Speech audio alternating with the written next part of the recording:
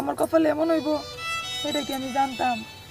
কত মহিলারাই তো বিদেশ যায়, কই সবাই তো আমার মতো অবস্থা হয় না।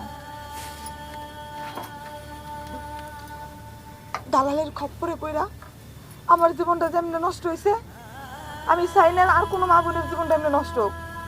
আমি সকল মা বোনদের অনুরোধ করে জানাই, যারা এরকম দালালের পাল্লায় পড়েন তারা আগে সব কিছু জানেন, বুঝেন। বিদেশে গিয়ে আপনি কোথায় থাকবেন, কি কাম করবেন, সবটা আগে ভালোভাবে জানা নেন। বিষয়ের ব্যাপারে যাচাই বাছাই করে নেন।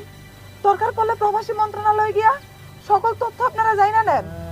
আরও যদি সন্দেহ হয় তাহলে আপনার পার্শ্ববর্তী থানায় গিয়া দালালের ব্যাপারে সব ইনফরমেশন দেন, দিয়া তারপর সবকিছু জানা বুঝে বিদেশ যান।